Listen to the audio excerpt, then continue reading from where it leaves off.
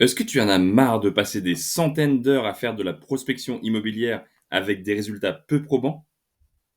Est-ce que tu aimerais recevoir 5, 10, voire 20 nouveaux mails ou appels de particuliers qui t'écrivent parce qu'ils cherchent à te vendre leur bien immobilier au plus vite?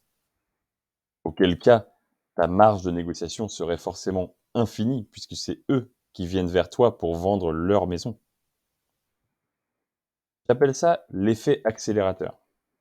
Car comme l'a dit Jeffrey Immelt, PDG de General Electric, lorsque vous mettez le pied sur l'accélérateur dans cette entreprise, la voiture avance.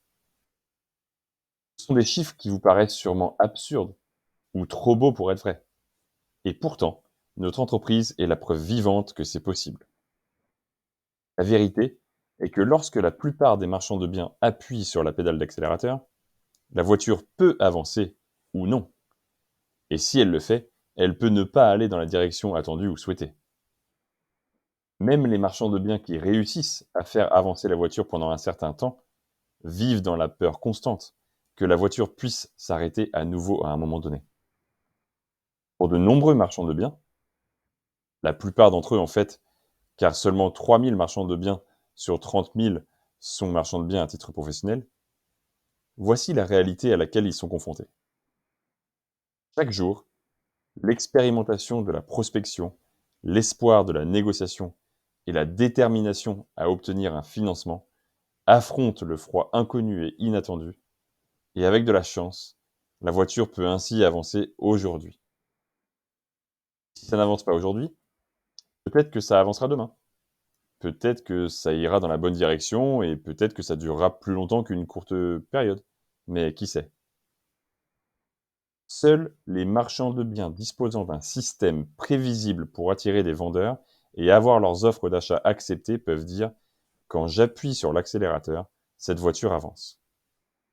Bonjour, je m'appelle Sylvain Gamard et dans les prochaines minutes, je vais partager exactement comment nous avons installé des systèmes prévisibles pour attirer 5, 10, voire 20 nouveaux vendeurs à nous contacter chaque mois pour nous vendre leurs biens immobiliers.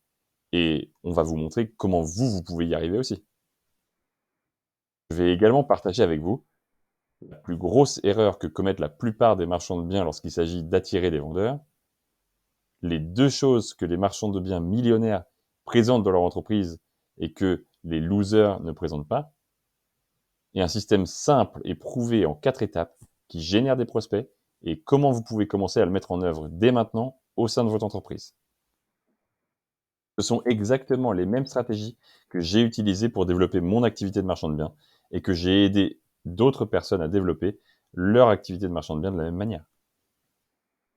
Vous voyez, au cours des dernières années, je me suis engagé à aider un groupe composé de certains des meilleurs marchands de biens, qui s'engagent systématiquement à deux choses: faire exploser leurs résultats commerciaux et jouer dans la fourchette à 7 chiffres, et deuxièmement, prendre beaucoup de plaisir dans le processus.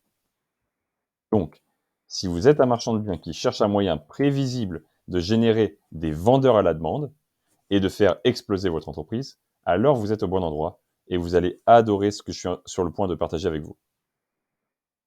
Désormais, les trois principaux profils avec lesquels je travaille appartiennent aux catégories suivantes. Premièrement, des investisseurs immobiliers ayant fait une ou deux opérations d'achat-revente, sûrement en résidence principale, mais ne savent pas comment vivre pleinement de cette activité. Deuxièmement, ce sont des hommes et des femmes de moins de 30 ans qui en ont déjà marre de la vie de salarié, qui veulent créer leur propre succès, mais ont un capital de départ plutôt faible pour commencer l'activité. Ou troisièmement, des entrepreneurs et des marchands de biens aguerris qui ne veulent plus s'embêter à faire de la prospection téléphonique. Ils ne veulent plus essuyer les refus, à perdre des centaines d'heures à faire de la prospection avec une réussite plutôt moindre, et à perdre leur temps dans des tâches qui ne sont pas à la hauteur de leur statut. Un de nos clients, Stéphane Z de près de Narbonne, a un superbe domaine avec piscine et une très belle verdure qu'il n'arrivait pas à vendre. L'agence immobilière locale lui a estimé le bien à 600 000 euros et il comptait bien pouvoir en tirer cette somme. Mais le temps a passé, il a déchanté et puis il est venu vers nous pour qu'on rachète son bien. Après avoir reçu tout le dossier et confirmé que tout était en ordre, que la maison était très bien en l'état et qu'il n'y avait pas de travaux à faire, nous avons fait une offre à 400 000 euros, qui au départ a été refusée. Forcément, il s'attendait à mieux. Mais au bout de 2 mois, quand il n'avait pas d'autre offre, et qu'ils avaient vraiment besoin de vendre, ils ont accepté notre offre. Un autre client vendeur, Brigitte B de Paimpol, est partie en EHPAD et ne pouvait plus s'occuper de sa maison, qu'elle a donc mise en vente. Après des mois de publication en agence immobilière sans pouvoir la vendre, elle s'est tournée vers nous pour nous vendre son bien. Non seulement nous avons négocié une décote de 30% sur le prix, mais nous avons également obtenu l'accord de faire des travaux entre le compromis de vente et la vente finale. Nous avons négocié un délai très long pour l'achat et la possibilité de commercialiser avant même d'avoir acheté le bien.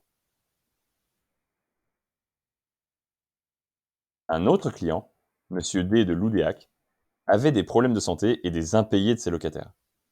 Il avait donc besoin de vendre très vite pour pouvoir se tourner vers son autre projet et nous a donc laissé négocier une forte baisse de 360 000 à 200 000 euros que nous avons revendu à 360 000 euros 6 mois plus tard après de menus travaux.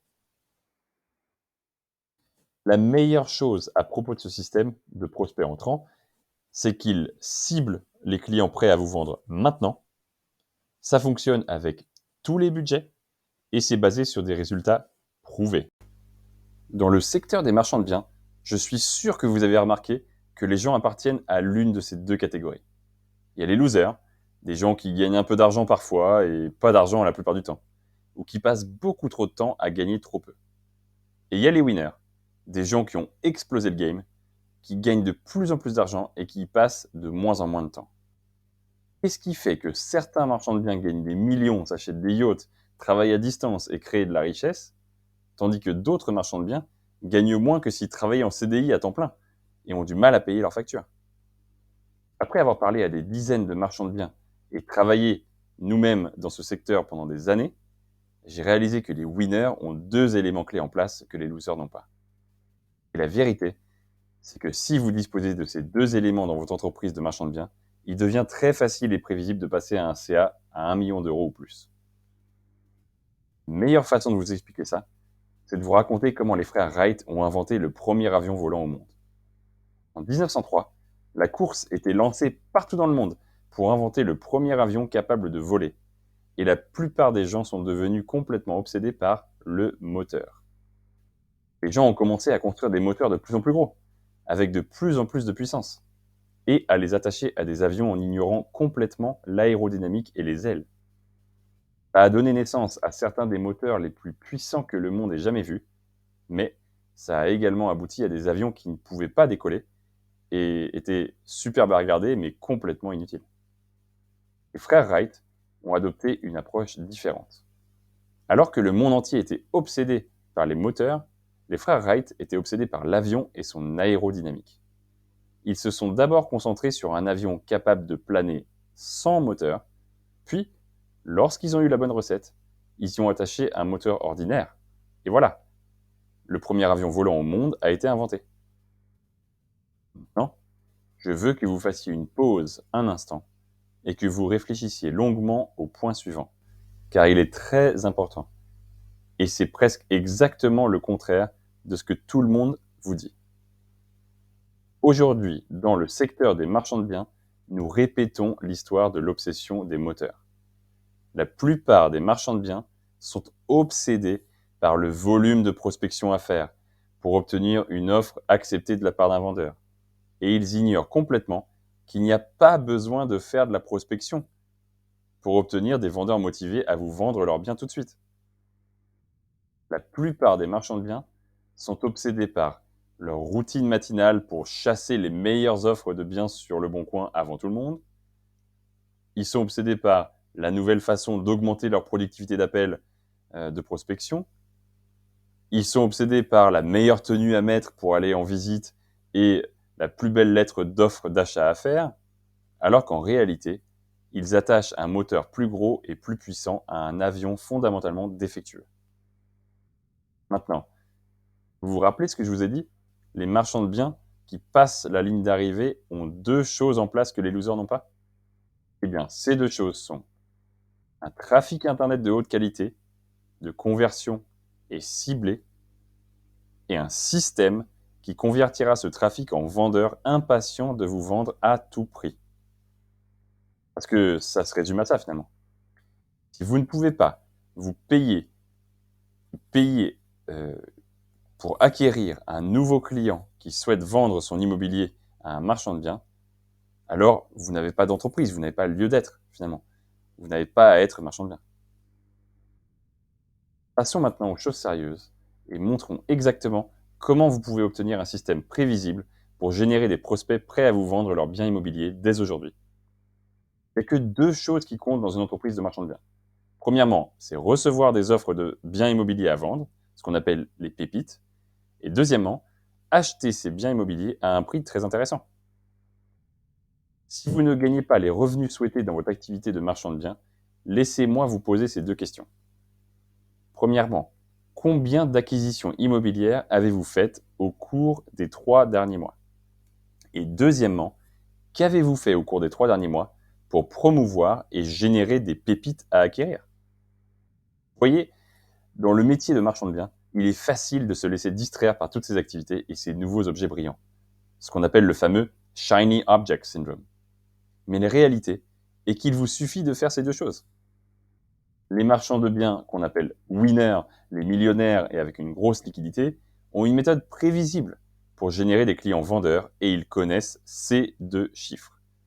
1, c'est le coût d'acquisition d'un client vendeur et 2, c'est la marge de négociation maximale à aller chercher auprès de ce client vendeur. Lorsque vous disposez d'un système prévisible pour générer des clients et vous connaissez ces deux chiffres chaque mois, il suffit de regarder votre calendrier et de voir combien de temps vous disposez pour les stratégies d'acquisition client-vendeur, puis de dépenser la somme d'argent requise pour obtenir ces pépites. Parce qu'il ne faut pas se leurrer, la marge dans l'activité de marchand de biens se fait à l'achat, pas à la vente. Pendant que les losers cherchent à sortir un nouveau lapin du chapeau pour ramener de nouveaux clients à leur vendre leurs biens et développer leur activité pour couvrir peut-être leur loyer, et réfléchissent minutieusement à un plan B qui implique peut-être de revenir en CDI dans leur boîte précédente si les choses ne fonctionnaient pas, une espèce de porte de sortie.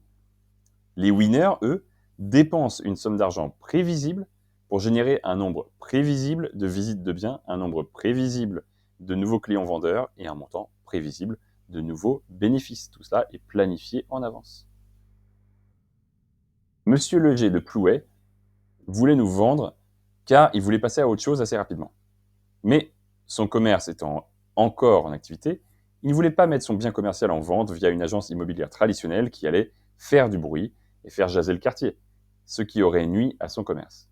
Il est donc passé par nous et a accepté une décote de 40% sur le prix de vente pour la discrétion de la transaction. Voilà encore un exemple de comment on a trouvé un client vendeur qui voulait nous vendre à nous et accepter une décote. Ou encore Madame G de Pontivy, une autre de nos clientes, qui voulait déménager en Dordogne rapidement pour poursuivre son rêve d'aller vers le sud. Mais elle ne voulait pas payer les travaux nécessaires de remise en état de son bien, qui étaient l'assainissement, la toiture, les menuiseries, et a donc accepté une décote de 34% sur le prix de marché local. Ou encore Monsieur D du Pertre, qui nous a confié son bien, car il appartenait à sa mère qui était partie en maison de retraite, et ni lui ni son frère n'avaient le temps de s'en occuper. Ils étaient tous les deux à plus de 2 heures de voiture du bien. Lui et son frère ont donc compris l'intérêt d'une vente rapide, car là encore, la maison était dans son jus et elle avait besoin d'une remise aux normes. Je vous invite donc à réserver un entretien de 30 minutes avec moi pour écouter votre projet et voir comment nous pouvons vous accompagner.